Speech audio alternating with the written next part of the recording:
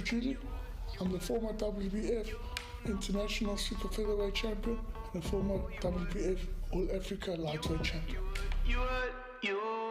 Now I don't wanna be rude, but I hope you never find another that can care for you. And I had a feeling I was wrong, but I knew that it was going down. Then you lie like nothing even happened when I asked you. Good evening, ladies and gentlemen. Welcome to another episode of Ringside Talk with me, your host, David Rajuili. We are talking with the punchers this evening.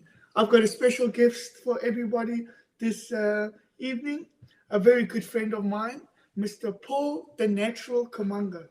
Paul Kamanga, born and raised, born in the Congo, now living in South Africa, exceptional fighter with 22 fights, 2 losses, and no draws.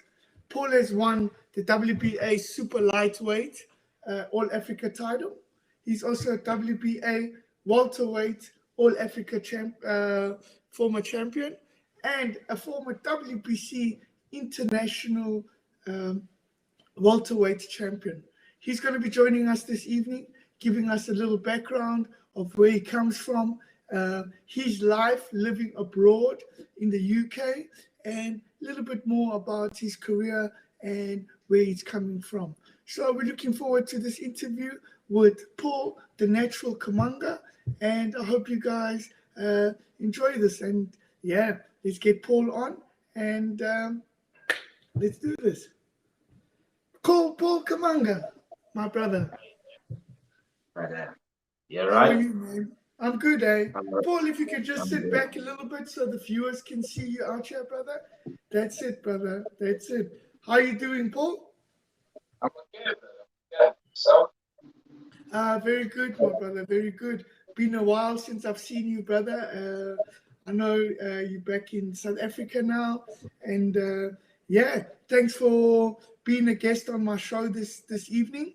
And yeah, man, I'm looking forward to sitting back, kicking it with you, and sharing a bit of your story to the fight fans around the world.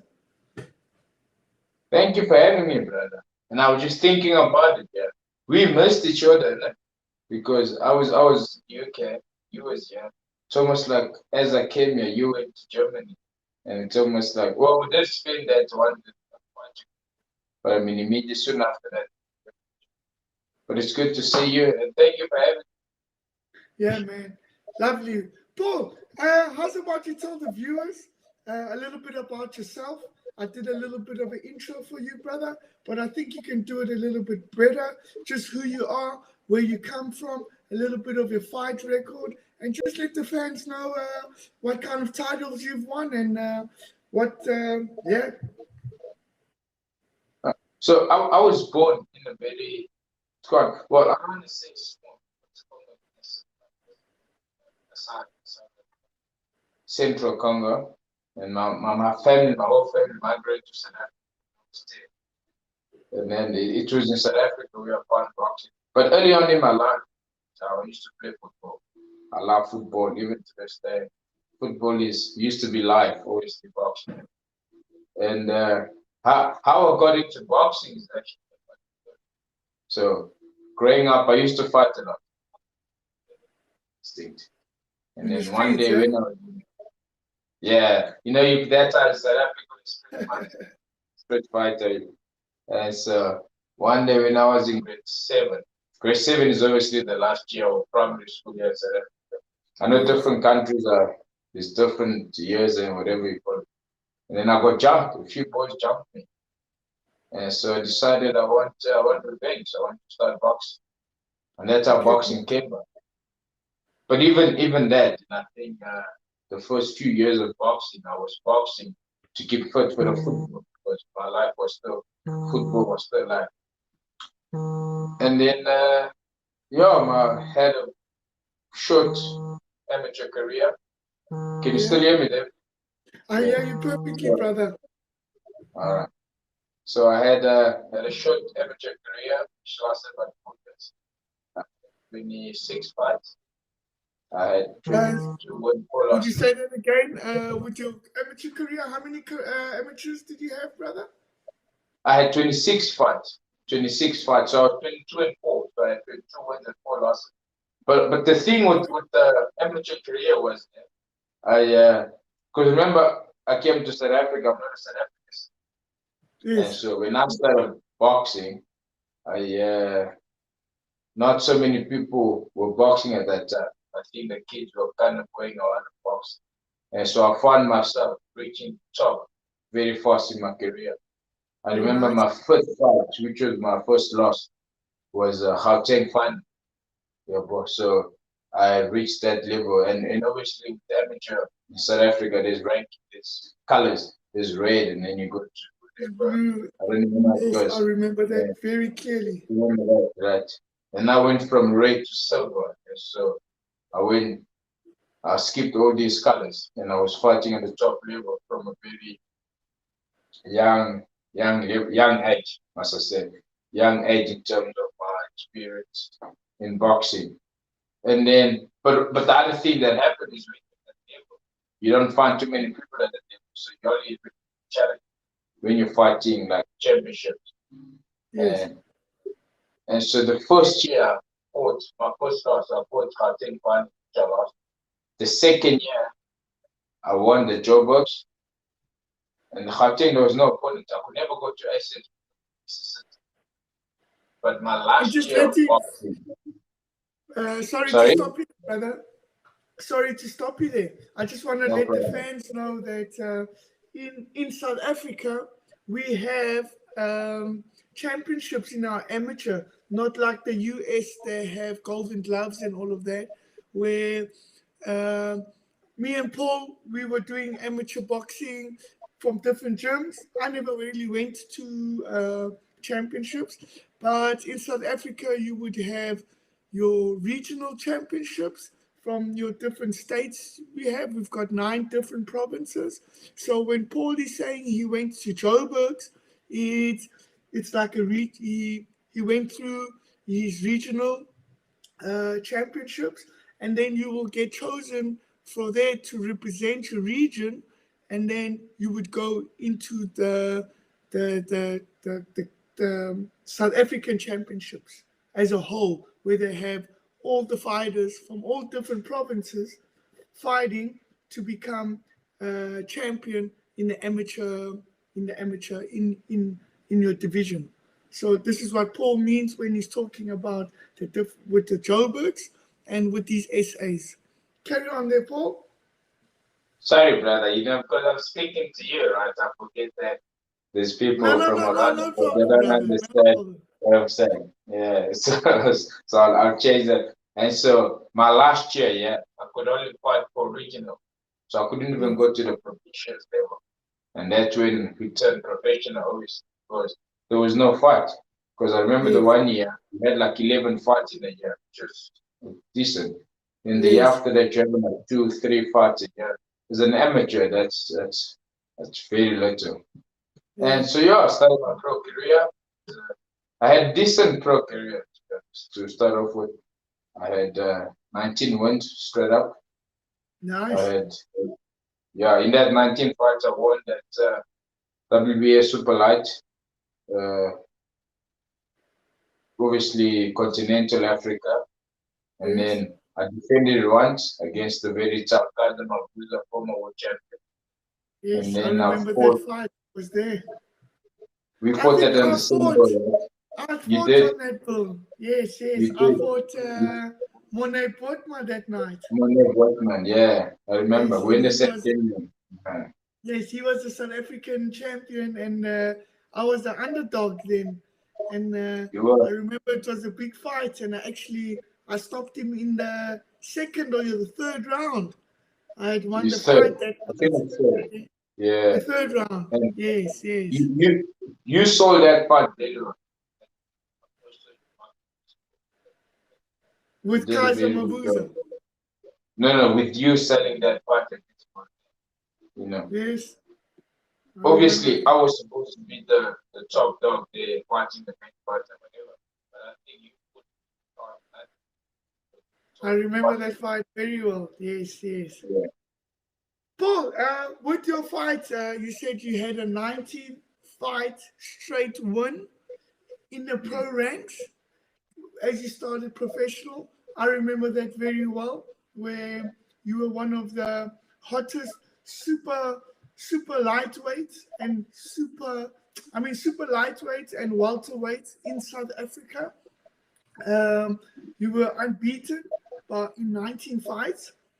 I remember you had some cracker fights with Adam de Moor. I think you finished his career. A very hot prospect out of South Africa. You also fought Zane Younger. I remember a fight that was also a hot fight in South Africa at the time, where a lot of people had you an underdog. Will you just tell us a few of your fights where you came in that whole 19 win streak when you were an underdog, and what kept you going as an underdog at that time before you reached the top level of boxing? So I fought under company. You know them very well, Golden Gloves. But I Yes. think because I remember Golden Gloves trainers that trained with them. I think at the time was Colin and there was Harry Fulbright, and so for you to be one of the golden boots for the promotion company, you had to be training under these gyms. And I was a good fighter in the amateur career, and I think they brought me in as a step up to build the other guys. And I remember my first televised fight. So when I fought Zen Young, there was my fourth fight. I was 3-0, and he was 8 wins, no losses. So he was 8-0, I was 3-0. So I was definitely the underdog. And also the fight. But remember when you're young, right? You're always training. And so I was already in camp. I was meant to fight someone else the day after that, and they changed the fight. Zen Young the day before. So I was meant to fight on Sunday, and they changed the fight to Saturday against Zen Young. I was definitely the underdog because Zen Young, not that he was better than me, but he was seen. He had been on TV a few times. Everyone was talking about it, whereby no one had really had any fight before. I had fought three times on the undercard, behind in the back group somewhere where not many people not. So I was never in the limelight, and so I think I was underdog in respect to what people knew about me and Zen Young, the comparison. And so, but I was confident because obviously Zen Young, we've seen him fight. He had even fought Keith Nkosi, and at the time I was sparring Keith for that fight, and so we kind of knew his weaknesses and where we could take advantage. And I think he had his one eye was bad. He's a great fighter, but I don't know if he had a bad eye. It seemed like his one eye was struggling, so he had to press onto that fight. And so but I was ready. I was meant to be ready. I knew this was my first big break in my pro career, and so when the fight came out, just everything came together. I was prepared. Yes, I remember and that night like it was yesterday. I know, right? Yeah. You I can't remember what happened yesterday, but I remember this fight, babe. But I remember you outboxed him. You looked very strong, very sharp in that fight. And after that fight, I remember there was a lot of talk of Paul Kamanga and you coming into the ranks in South African boxing. Now, Paulie, your career as a pro, I know it was a very hot one, brother. As we said, 19 wins, no losses.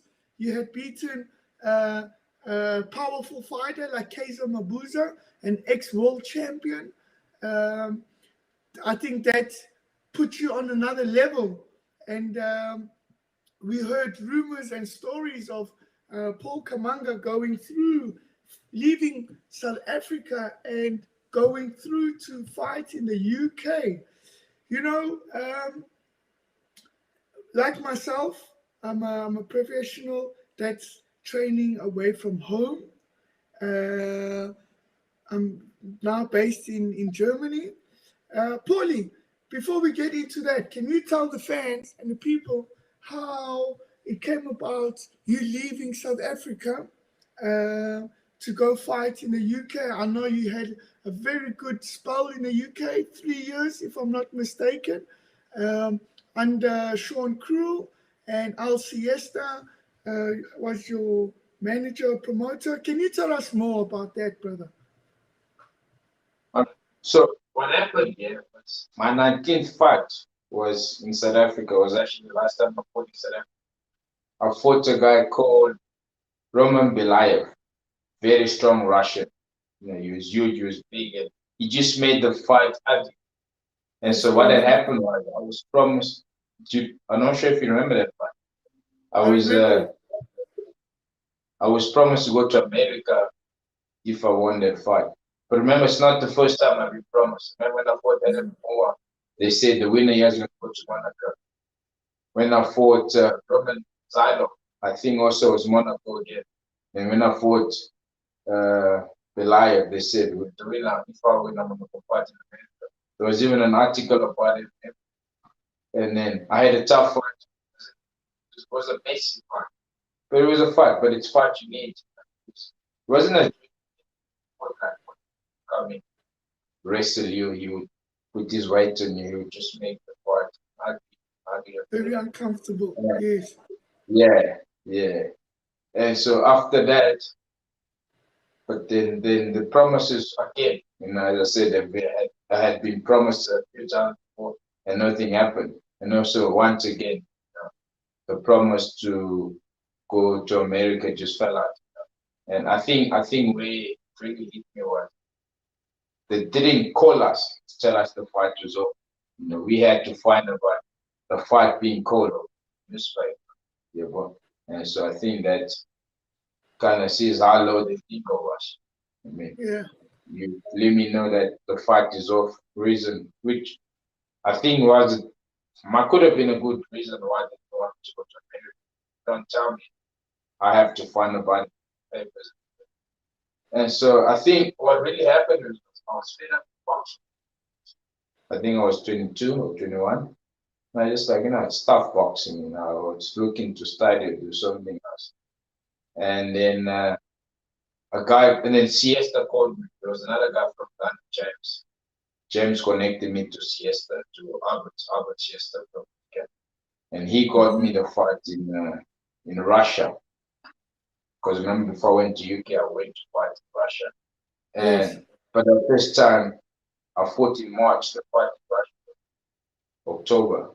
So I wasn't training, and I think I had 1 week of training because Muhammad had just died, and they were having a gala in Colma for where he fought George Foreman. So I went to have an exhibition fight, and then I got to Russia, and then I fought in Russia, and then when Siesta says, "Hey, you know what? I can see you're a decent boxer." I had a lot of gaps in my boxing, and he had a great trainer, a Russian trainer, that he thought he could uplift my boxing. And obviously at this point, I don't think I'd burned my bridges in SA, but now I was fed up with SA boxing. And so yeah, that's when I decided to go to UK and go try and see what my career does. Because I didn't think my career. I thought I was going to go around the circle, but you go up, you feel like you come down again, you go up, you come down. Yeah. So that's when I paid up and I went to UK. So that's how the whole UK came out. It was still Facebook, and the magic of Facebook. Yes. Oh, that's good, eh? That's very good, brother. And now, can you tell us a bit about leaving home and going to fight abroad? Like you say, you know, Al Siesta hooked you up with a trainer. First, he was going to be a Russian trainer. Then you found, I'm sure it was Sean Crew, from Fight Fit Manchester. You were with him, I think, for 3 years, if I'm mistaken. It was 3 years. And would you let us know how it was fighting in the UK? What you saw different with the training, with the fighting lifestyle of Africa? In terms, when I say Africa, you can just say how training was in South Africa and how training you found it to be in a first world country like the UK and abroad. Will you just let the fans know what the difference was for you? Yeah. So you gotta remember when I left South Africa, I was quite a famous boxer. Yes, And I so, remember. and I was even once or twice I was in TV series and things like that. Where I was well known in South Africa. You get that whole paparazzi kind of thing. But you go to UK, from like unknown, where no one knows you. And so there's Yeah, no you're fame. like a needle in a haystack. That's the one. That's the one. Yes. And also, where I first moved was Southampton, which is at the south of UK. And boxing is not big there. It's just very small. It's a tiny city. And boxing is not one or two fighters from Southampton at the time that were quite known. But I mean, Southampton, so for me to kind of make a big name in Southampton with boxing was quite tough because there is no much boxing in Southampton. But what happened was the first trainer I had was so Okay. Siesta had hooked me up with the trainer he had spoken about. His name was Gennady Godienko. Very good trainer, brilliant trainer. But remember, in my career, to this point, obviously at 25 at the time, I had about 11 knockouts. So I was never really a puncher, understand? But I had a good body, I had a very good physique, I was strong, I was muscular. Yes. And so I think he tried to turn me into a puncher. And so that was very challenging because some things I felt like I've been boxing so long, how could I not? And so it was almost like starting my career again because I was changing my style slowly to suit me in terms of fighting. And so, but also I think challenge in terms of obviously the fame, but also like friends and family. I could just drive and see family at any time and friends at any time. Friends always fun. You don't have friends or family, but obviously you kind of make friends as time goes by. But at first, you don't have friends. There's no one to go and visit. There's the weather was terrible. I went to during winter. Don't ever go to UK during winter. It's terrible. It's not too cold. It's dark. There's no sun. And so I became almost mixed-stressed. I became so tired. So and yeah, so there's a lot of challenge, obviously. And Southampton also is a city that's not big in boxing. Joburg was a lot bigger in boxing than Southampton was. And so trying to make a name or trying to pursue your career in an environment like that is quite tough. And also what had happened is that there's a lot of things that happened in that first 6-7 months that was in the trainer I had at the time, Godienko, he left. He had to go back to Russia because he had his family in there. And then he couldn't come back. There were some things that happened or something. And then so I'm stuck here with no trainer. You see? So trainer in a new country, no trainer, no fights, nothing happened, no friends, no family. Wow, that must have been something else. It's tough because also remember I paid about 10,000 pounds. If you convert, it's about 200,000. And so you can't just leave and go back because 200,000 rand short of where you was before. That's like putting all your money. And so I was so dedicated to making this work that I stuck around. You see, and it was tough. It was tough. So you almost feels like you're not going anywhere because there's no fight, there's no trainer, there's no friends, there's no family, there's no one you can go and just talk to, rely to give you advice, comfort. And so UK at first was was a challenge, it was a struggle. And then, but what had happened was there was another guy, very good. We call him Ali. Ali is a Muslim guy, very tall, very strong, very good trainer. But the thing was, he had never trained professional fighting. Okay. And So he it's has more to of an train me. amateur boxer. Amateur Yeah. trainer. No, not even amateur trainer. I think it was more like a recreational boxing Like a trainer. personal trainer. Recreational, yeah. So just the guys. Okay. He knew his pads very well. He knew boxing, but I don't think he had, because I mean, training a professional fighter, it's a lot more than just knowing how to hold pads and knowing Yes. boxing. You have to live with them. You have to have the same mindset, and you need that Yes. experience, which he didn't have. But he was great. We had a lot of fun, and so he started training us to leading up to the fights. But also the camp was too long because the fight kept getting postponed. You know, I started my camp in December and I only fought in June or May. And so that's like Wow. 6-7 months of Yes. training. You know. And so when the fight came, terrible. I was Yeah, you slow. must I was in overtrained, eh? shock. Yeah, overtrained, that's the thing. But remember, you pick and then you have that Yes, dip. you think you have to come down. That's it. Then I think I was coming down at the time. So I won the fight, stopped the guy in the 6th round or 4th or whatever. But I looked terrible. I didn't look good. I was with that result.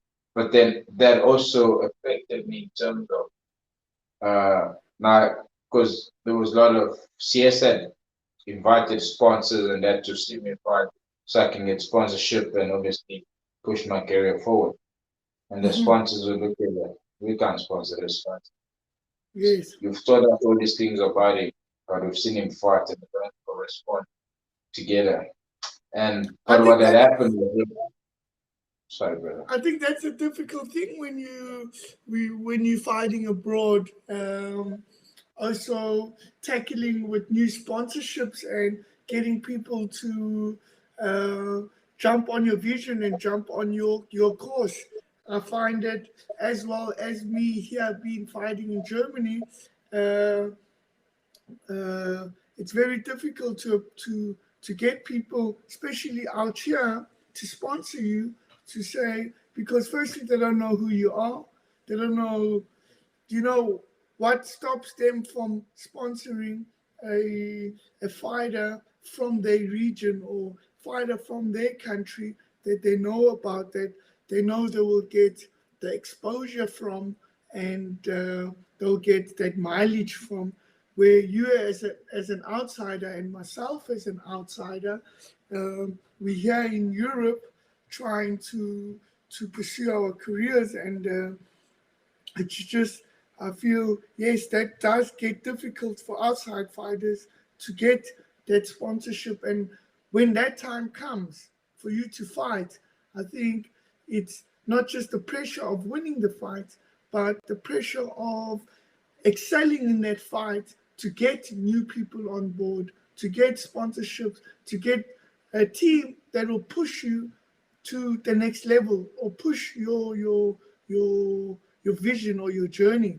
So I could only understand and imagine what you went through at that time with, coming from a 6-month training camp into a fight, not looking at your best, and with potential sponsors sitting ringside and watching you.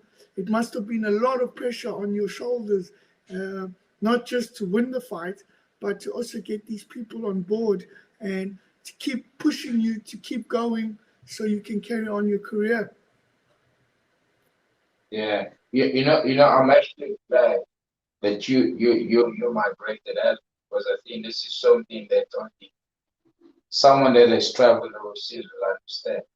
Yeah, bro. And Yes, so you understand it because we're in the same position. But if I have to yes, speak yes, to an yes. ordinary partner that has never done this, you would think, Yeah, they wouldn't that's know not what hard. you're talking about. Yeah, very true, very Exactly. But true. it's I wouldn't say it's unnecessary pressure, but just that extra pressure that you might do without, that you would rather not have, you know what I mean? Yeah, I feel you. I feel you. Yeah. And So yeah, brother, carry on. and that way, you see, but now what happened also at that same tournament, Sean had one of his guys fight for the WBO Europe, Daniel. Stephen Daniel fought it. And that way, me and I met Sean for the first time.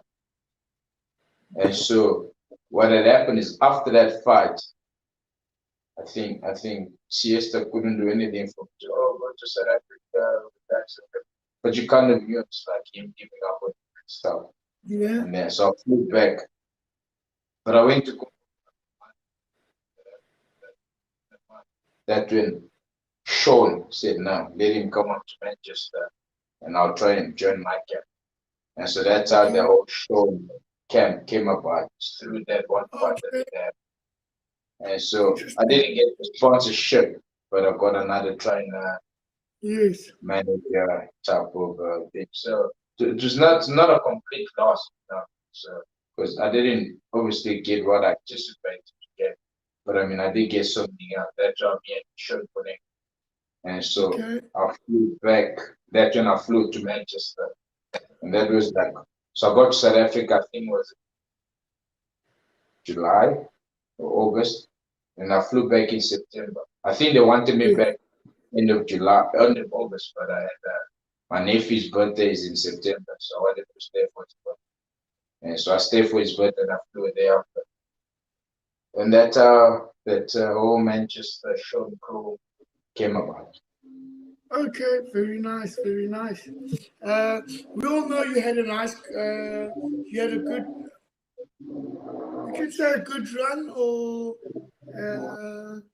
you had a run with Sean Crew. You got to fight. It was under Sean Crew. You got to fight for the WBC International. Is that correct? Yeah. Yes. So will you tell us more about that when you fought for your first big title, the WBC International welterweight title? Now. Yeah. WBC super lightweight. Super lightweight. Yeah, international. Yes. And so remember when I left South Africa, I had gone out, I just felt super lightweight.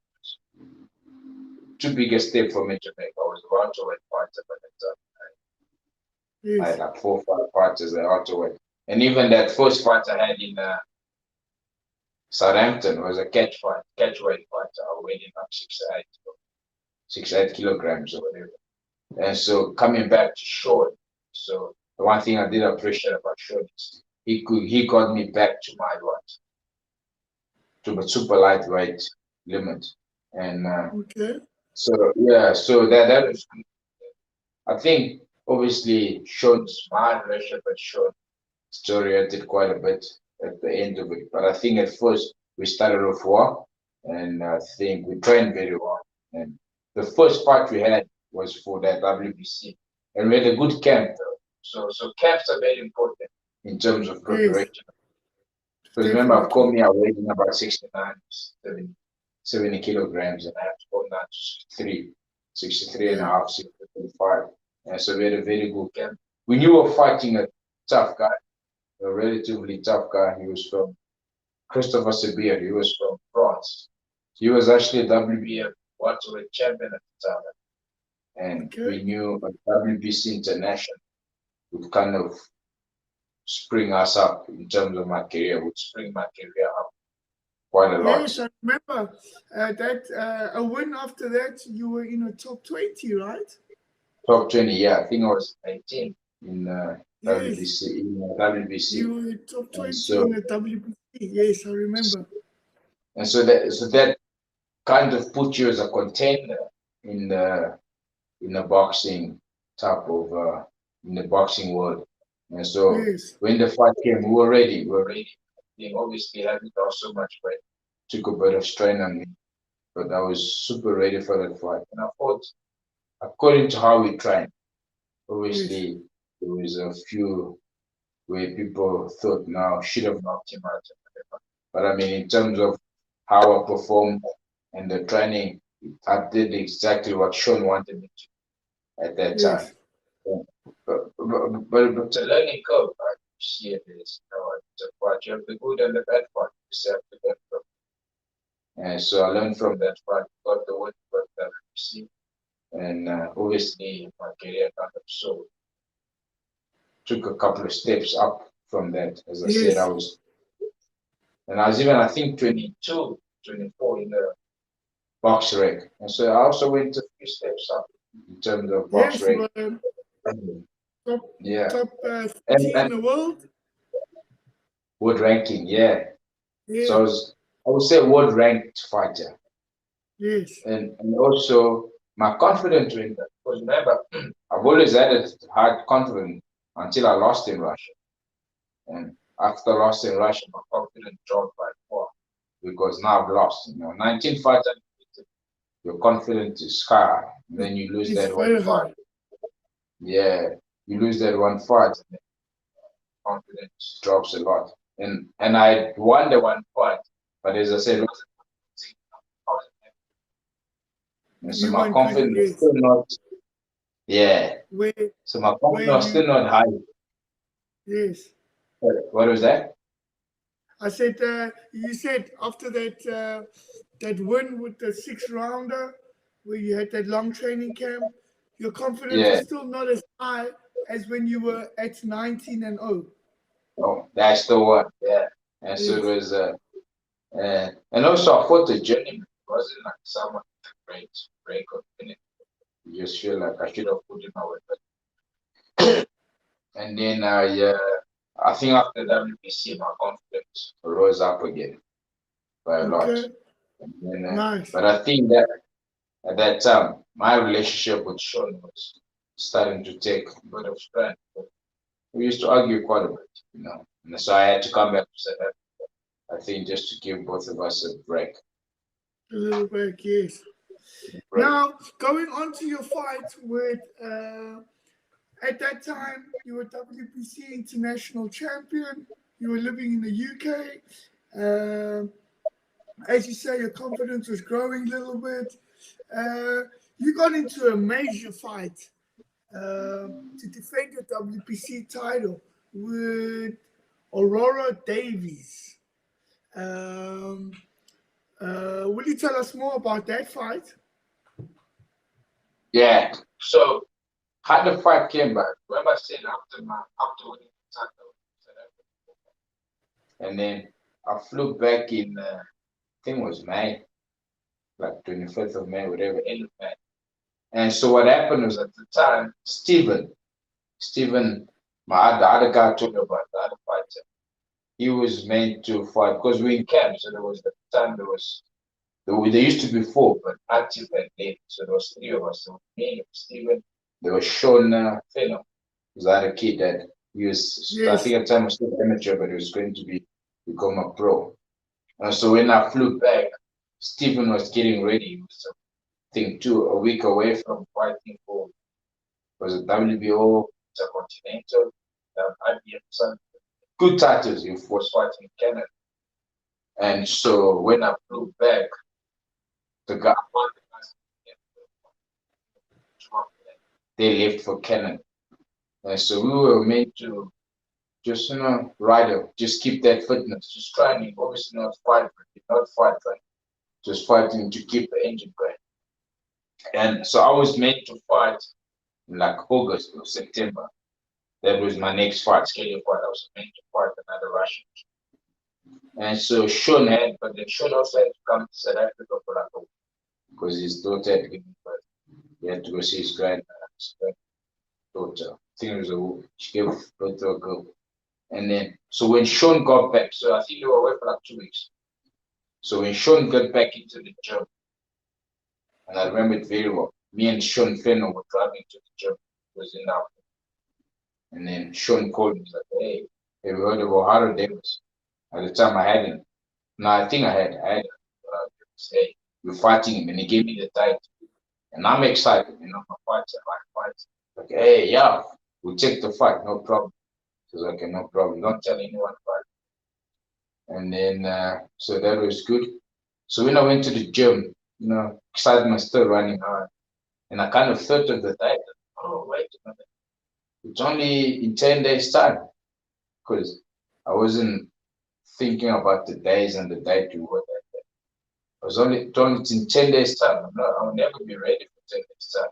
And I got to lose about 7 kilos or whatever. And so, yeah, because I weighed in about 70 or 71.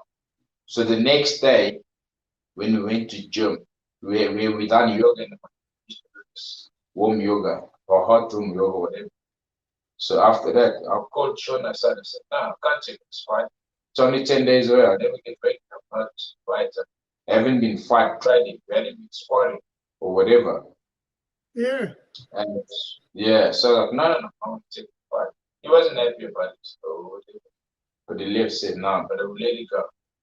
Now, what happened was, at that time, I was planning to leave Sean, because I think me and Sean's relationship had gotten quite bad at the time. And so I was planning to leave that whole gym. Obviously, I was under contract. I knew I was going to get in trouble somehow. But I mean, I was, when you fed up.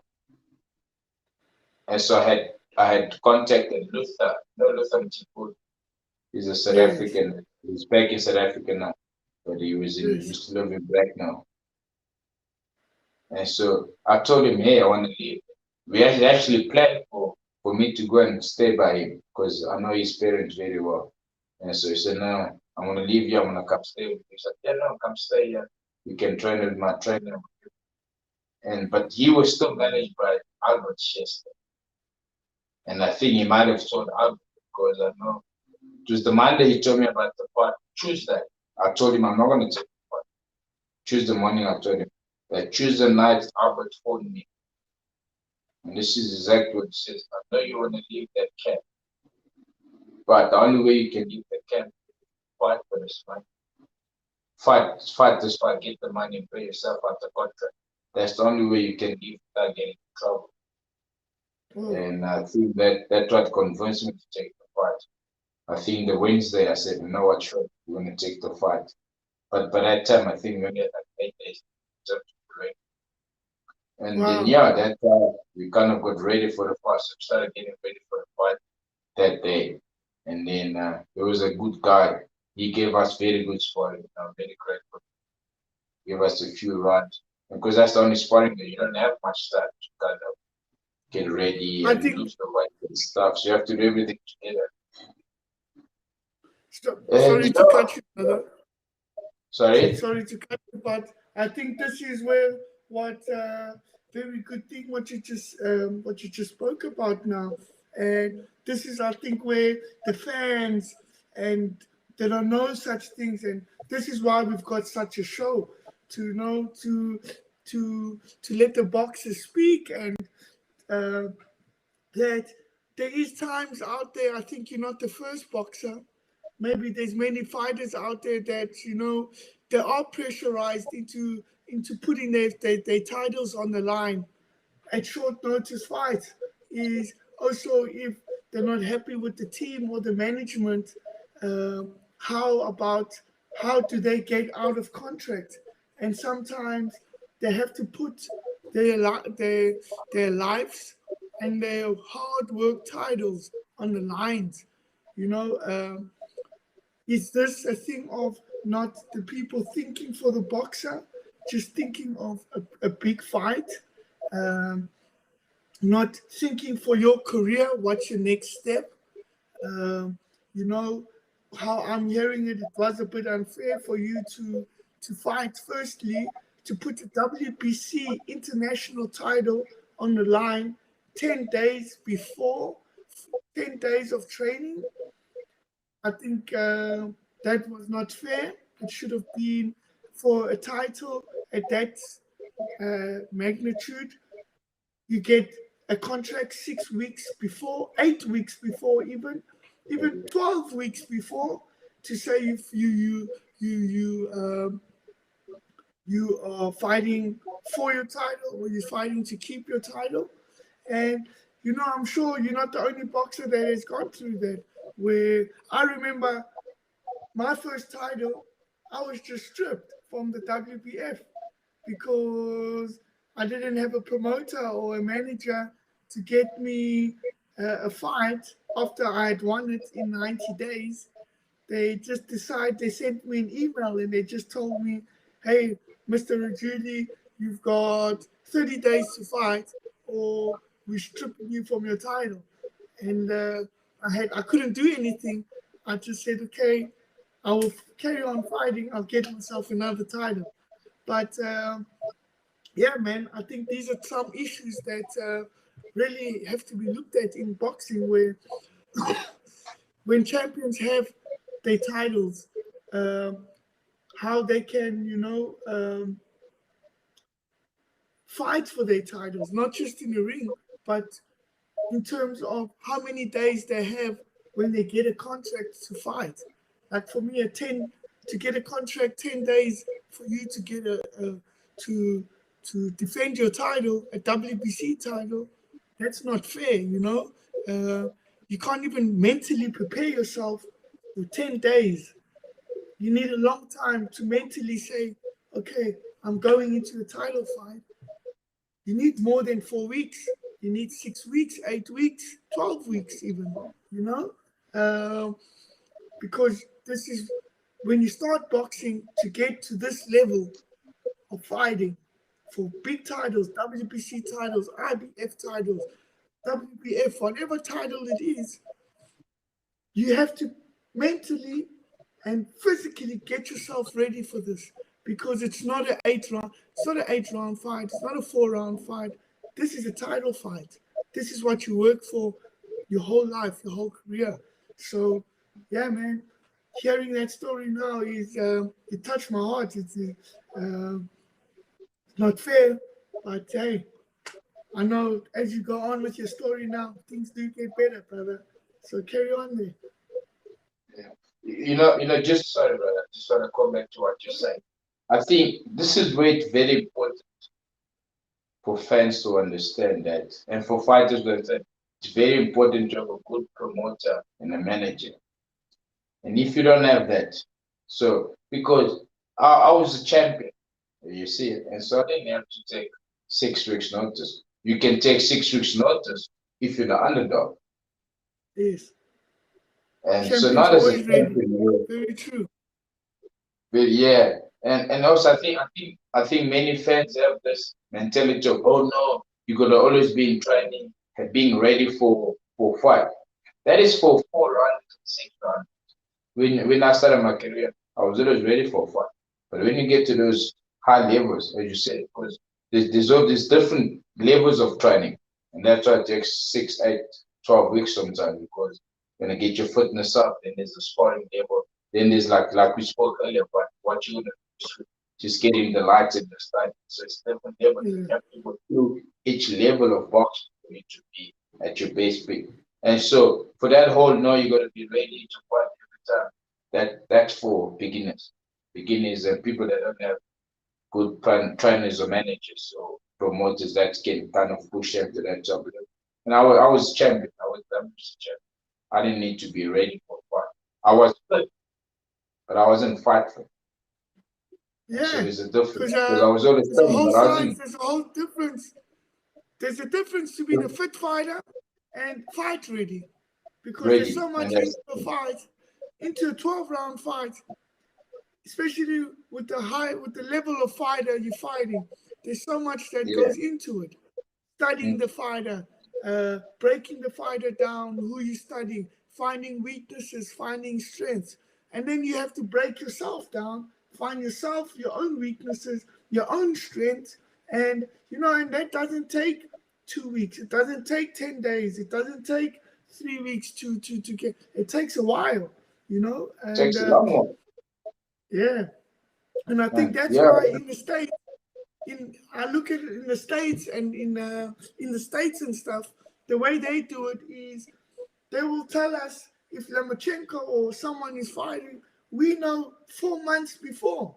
We know when the big fights are happening with Matchroom, we know even now, Taylor Perry, that girl is fighting for Matchroom. We know three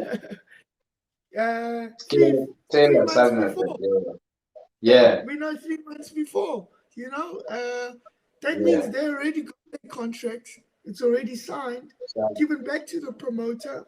They, they got 12 weeks to train, 10 weeks to train. Yes, if you're a replacement fighter, you get 6 weeks or something like that, but still 6 weeks is a long time still to prepare for a fight. If you've been in the gym, keeping busy, working all the time, then you just got your final touches to do with your coach. But 10 days or 2 weeks for a big title, that's a bit of an issue, I would say it's unfair on the fighter. And also there's because remember, we fighting, I think Frank Warren was 100% promoter. And so we were the underdogs, even though we're champion. Because I remember when we flew in, because we flew in and we went straight from the airport to the press conference. And so before we even went to the hotel, before we even rested or whatever, and the first thing they tell us, you have to weigh a certain weight we have to make. Like, no, but you didn't tell us about this before. And obviously I didn't make the weight because I had come in overweight. And we're like, you know what, if you don't want, if we can't make the weight now, if you don't want, it's fine, we'll pack our stuff and go back. Like, oh no, make the weights tomorrow.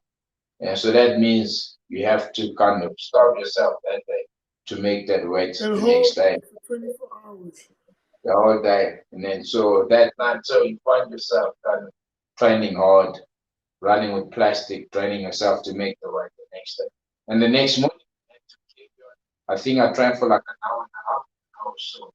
Because the next day was, so it was the day we got there was the press conference.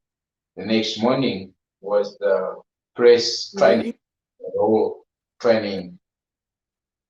And so we had to make the weight for them, you see. And so we went there like an hour and a half earlier just to train and kind of make the weight.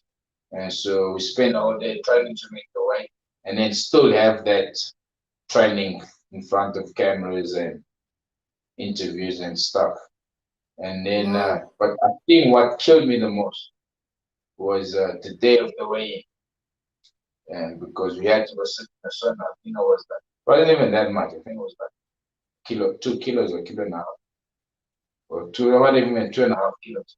And I would just sat in a sun. I swear to God, I sat in a sauna for about 2.5 hours, 2.5 or 3 hours, just trying to sauna, get out, look at the weight. Jump in the pool just to pull down back in. So, swear to God. I remember the day I said, no, stop. I'm going to fight because I'm going to fight. But so for 3 days, you as the champion, they had you draining yourself, not eating, pulling all your electrolytes and everything out for you to make this weight so you can fight. Yeah. And you are the champion. And it's strange when you think about it now, but that's what happened. Yes, I remember I almost gave up. No, I even told Chun, no, let's just vacate the title because just that last 500 grams that didn't want to come off. I said, let's just vacate the title and I'll fight anyway, but not for the title. He can make the title, I can't. And she said, no, we're going to make the weight. We did eventually make the weight, but I was trying. Yeah. But you know, I was very drained. But the mind is such a strong weapon. At no point in that whole scenario, even when I found out the ball, was I ever nervous. I had no doubts in my mind. I was going to win that fight. I just thought, no, I'm going to win this fight. I think I was so mentally focused that it didn't even bother me. Obviously, it bothered me physically because you felt like you're gonna fall over and pass out. But mentally, I was ready. Mentally, I never once in that whole scenario thought for how this was ever gonna. I always thought I'm gonna beat. I thought I was gonna knock you out in the center. But I mean, that's how you can kind of train your mind. But I think that's also what got me to got me through this physical battles. That the fact that I thought I was going to beat him. You know, the reward would have been a lot higher than me Yes. giving up, It was me not also, making the right stuff. yeah, it was also a big fight for your career. I think one of the biggest names you ever fought, Aurora Davies. It was, you know, the one thing about that, you kind of see the difference. It's levels, brother. I swear to God, it's such Yes. big level whereby you look at that fight, the press conference are different. Not this Mickey Mouse press conference where it's at. Yeah. The press conference are real serious thing.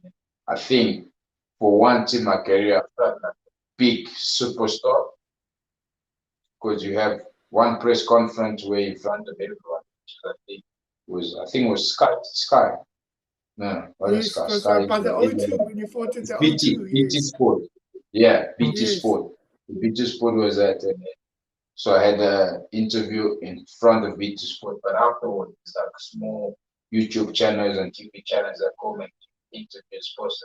I think you kind of feel the stardom of boxing, Yes. being a boxing star. And also there's Auto Arena. And I Yes, O2. I remember remember the Auto Arena, O2. it's massive. I remember when we were walking out, there was this guy, trying to think of his name, the Jacob. He's a good fighter. He's a British. And he came up to me and he's like, no, we're supporting you. Like, I'm like, nah, you don't support me. I support you. Because he's a big fighter. He's a big star. And I've watched this guy since I've started boxing and he's a great star. But that's the level it gets to where you recognize by good fighters, top fighters, and then Yeah. thing. And so I think as much as a fight didn't give me the result, to something I learned a lot in terms of stardom, and I gained a lot. You know, I was You must that's have been very remember proud. it was because remember until this point I was not a star in UK. Yes. South Africa, and this is the first time I became a star in UK. And so that was Yes. something to kind of take in and build in. Yeah, and I think for a long time I didn't really like boxing, but I did at that time. Yeah, you must have been very proud, like also coming from South Africa, coming from the Congo, and there you are fighting on a big stage at the O2 versus Aurora Davies and thousands of fans, PT, Yeah, the networks, just, feeling that whole, this is it. This is the top level of boxing in the UK, I think was Matchroom was around, but Matchroom wasn't that big at that time, eh? sorry.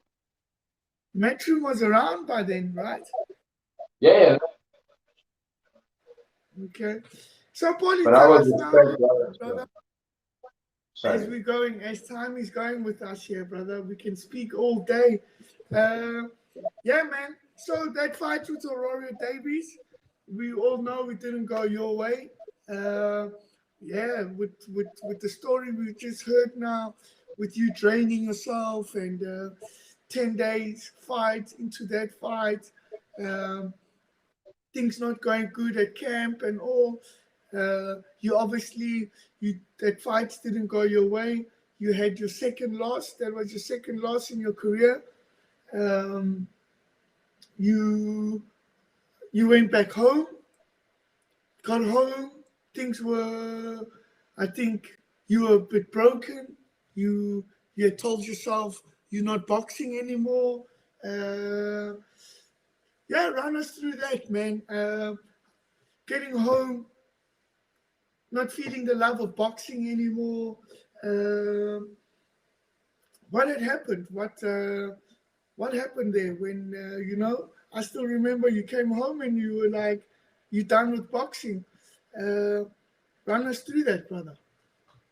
So I just want to make some. We're going to use a couple of numbers just to make an explanation. Remember when I first said I was going to? Remember my life in South Africa at the time was good. It was decent. I was getting paid decent, whatever. And then I paid all that money to go to UK. And So to be honest, I didn't want to come back to South Africa because you felt like failure. Because what had happened was qualified. Everyone came for us. Oh no, we're a team. You see, we're a team. We take a chance. Everyone knew the big chance that we're taking. We're taking here in because our Davis was a good fighter. It wasn't like we just another bomb that you could fight. I think I was ranked 24 and he was ranked 25th or 26th. Ranking one rank or two ranking at the time. And so, but what happened is when I lost, it was just me. And everyone's like, so now when everyone deserts you, my promoter and my manager, I would say, my manager at the time, they just left me, it's almost like just threw you away, like nothing. And my advisor at the time also, he said, because that's what everyone says, don't worry, even if it's a spot, get you more fights over there. But when the loss happened, he said, no, we can't get you fight because we lost. And whatever, brother, I felt so alone. It felt like a total failure. The things like this just get to a point where you feel like being deserted. Where before the fight, everyone is a team. But after the fight happens, everyone puts the blame on you. And you have to take all this thing. And to be honest, I didn't want to come to South Africa. I was actually trying to find a way because my visa was different. I think I visited, and so I couldn't stay in UK. And so I wanted to change my visa so I don't come to South Africa because I feel like I took the pain. Because I've left these guys with a decent life to go look for things, right? And many people want me at this. I said, no, I'm gonna go. And then it almost feels like you're a failure when people tell you, when your managers and advisors and trainers treat you like you're not, start giving respect. Maybe I am, maybe I'm a failure, I'm a loser, things like that. But I didn't know. It's nowhere like home, no place like home. But I think at the time I was starting boxing.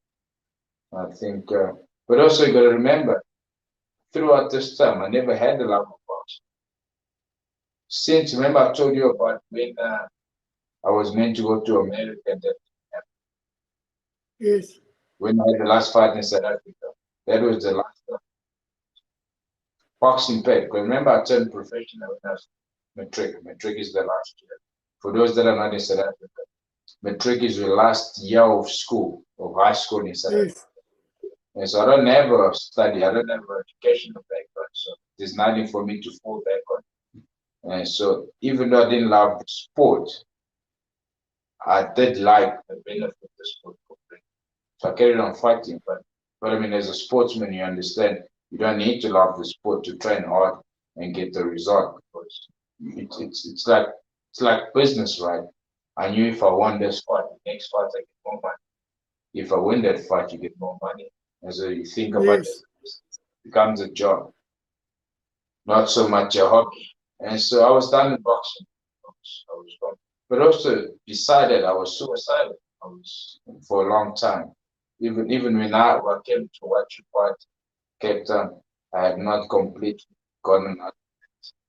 Because I almost felt like, how do I come back from this? How do I come back from the loss? Like I just did. Because everyone has deserted. And I lost a lot of money. I paid out a lot of money. So I went to UK. I lost a lot of money. My record, I'm in the worst place than I was. I haven't achieved much. I'm a total failure. And I've come back to South Africa worse than I was when I left. And so when things like that. Yeah. Sorry. And yeah. I'm sure that could hold you down, kill your spirits in all ways, even wow, man, the stories are amazing. I don't even know what to say right now. But you know, yeah. No one knows this is because no one's heard you speak about it.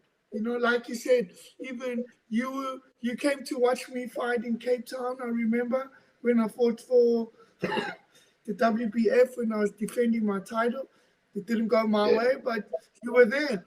But I never saw this from you, where you say you were depressed and there was depression going on and suicidal thoughts, and you just you were not Paul. You didn't think, as much as boxing had made you and built you, it made you a star.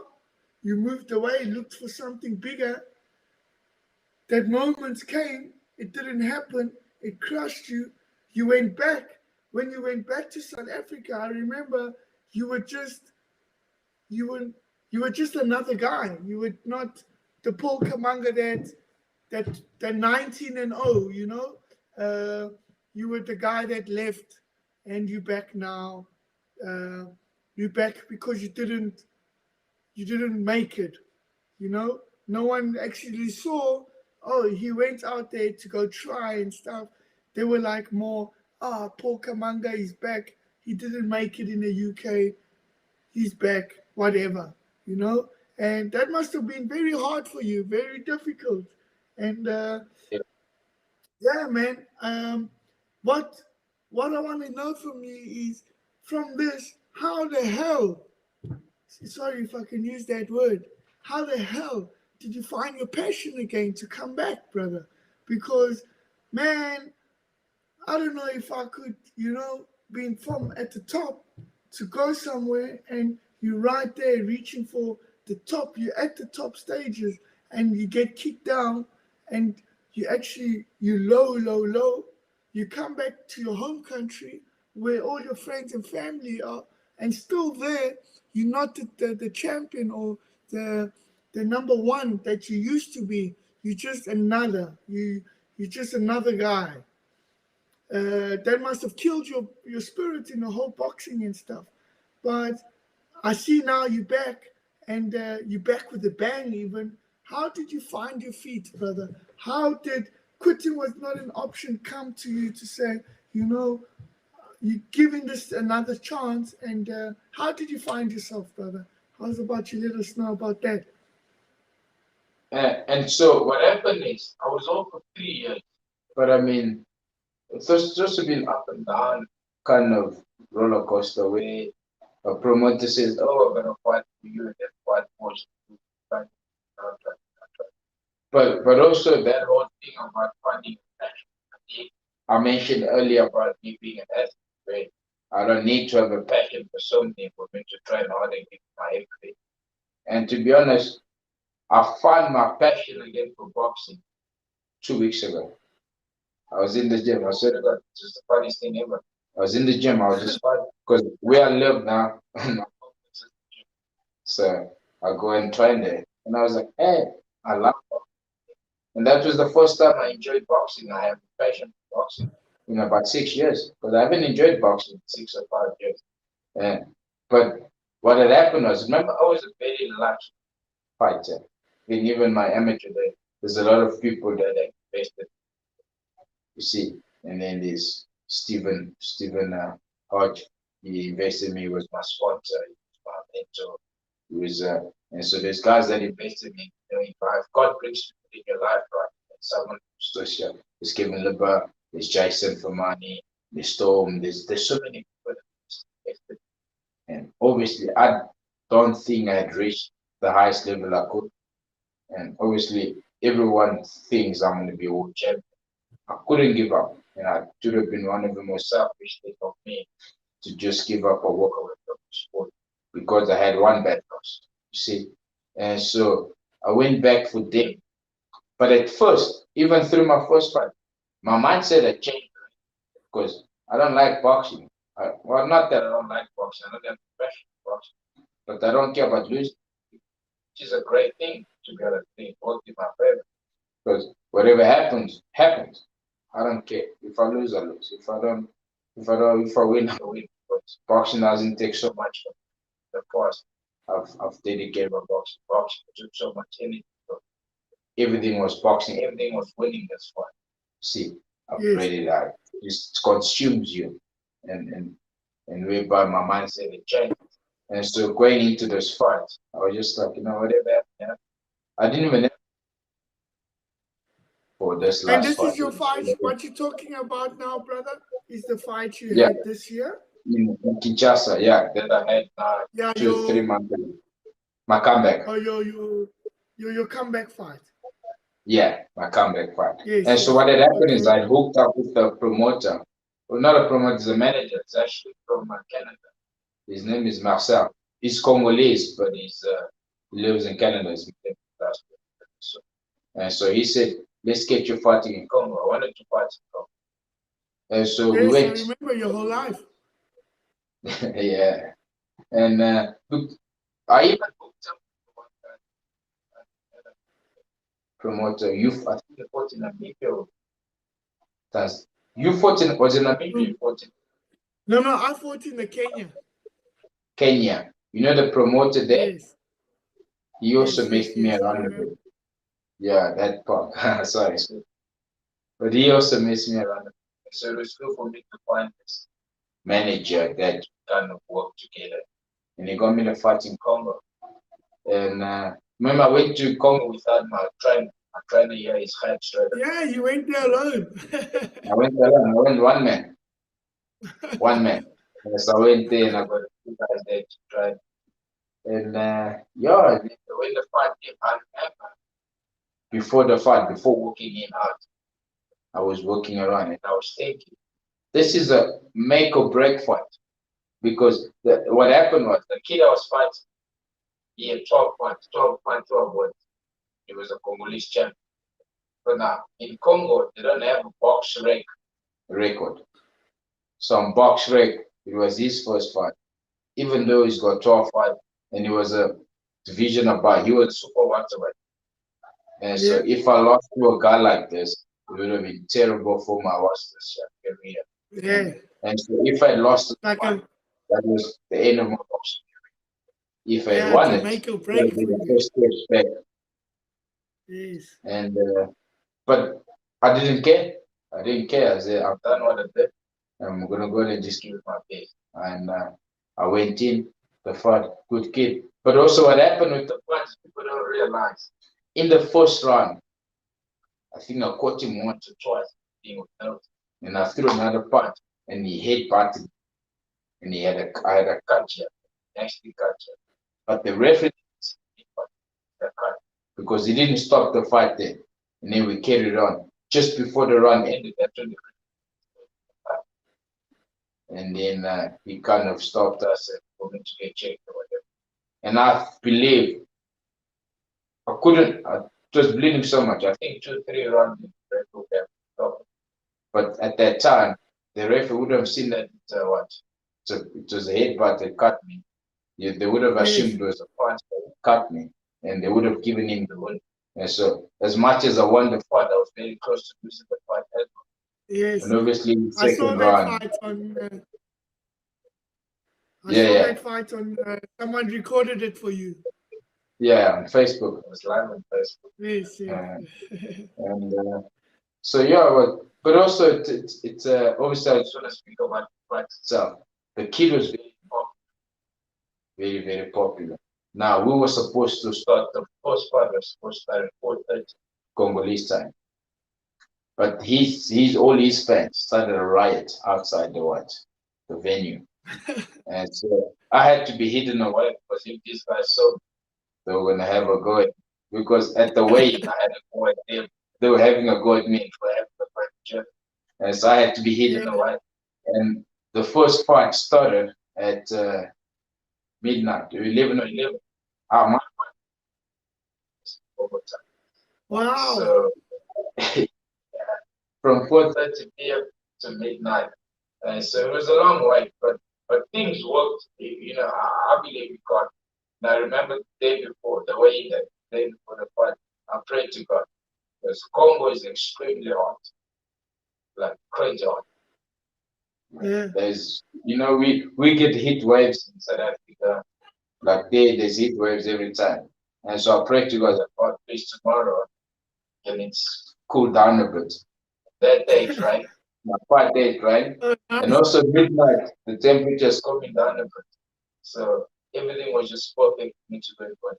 Obviously, I got the win. And then I'm back into it. I think confidence goes up again. I think the longer you're away from the boxing, the more you realize, what you don't realize, I think if you take anything or what, you start losing interest. I was away from boxing for 3 years. I started losing interest. But the moment you get back into it, then there's the interest. You know, It oh, just maybe I comes do back. like the sport. Maybe I do like the sport, and then you find your passion again. So getting back into the boxing kind of got me back into liking the sport, and eventually find my passion for the sport. Nice, brother. Nice, nice. That's very good, Paulie. How's about you? Before we close off, my brother, just tell us about what's coming up for Paul Kamanga.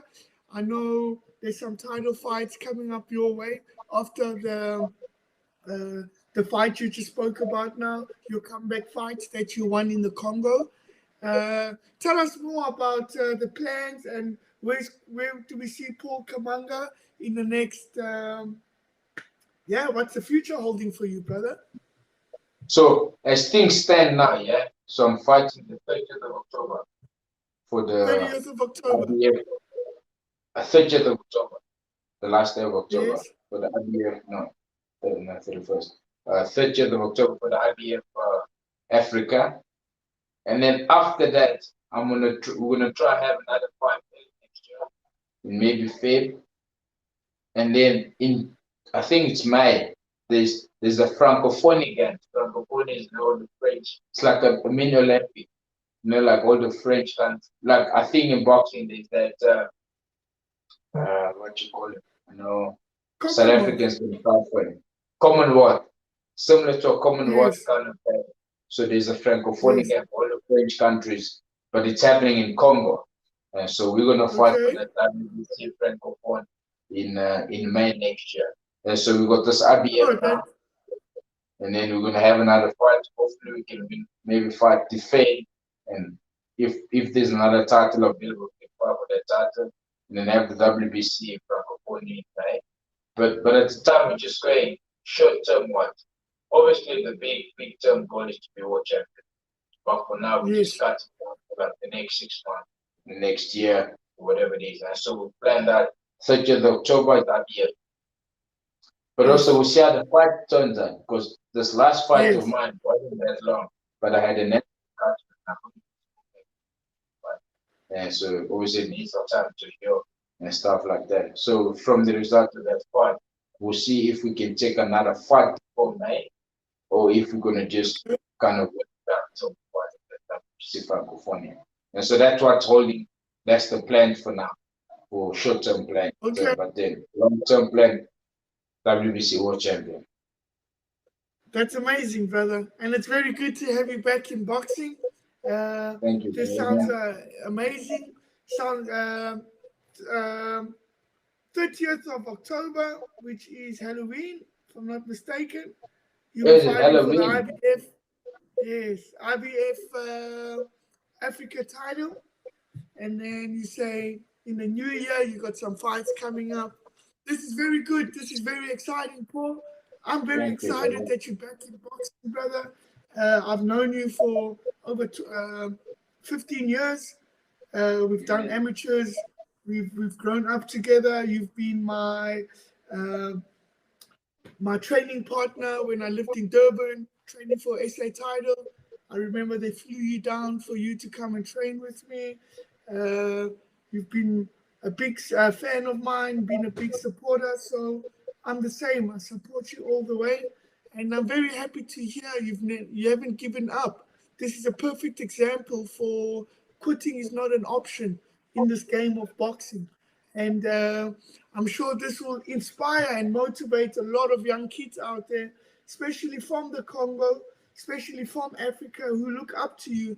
And, the more of them that know your story, the more they can get inspired and motivated, not just to never give up in boxing, but in life itself, whatever it is that they're doing. Could be work, could be in family, could be everything. That, when you have a passion or a desire for something and it's in you, we don't give up. Paul, it's been a great talk, brother. Sorry, brother, can I just cut you off there? Thank you very much for your time. Can I One cut thing, you off? Brew, I wanted to ask you before we close, what you think about these YouTube fighting.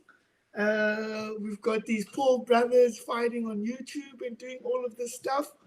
And then just a little bit of a message, what you have for the fans, for the kids, for people watching you out there on this talk show, on this network. I know it goes worldwide. So what would you like to say to everybody? Sorry, but I just need to move. So I can put my phone on charge. So, give me a minute. So, the first thing I want to say is, yeah, I know you said you're happy that I'm back in boxing, but I'm very excited that you will be fighting for the world title. You know, me and you come from far. You know, we come from a place where people like us don't succeed much. Our environment doesn't help us in success. However, so to see you fight for the world title is big. I'm very proud of you.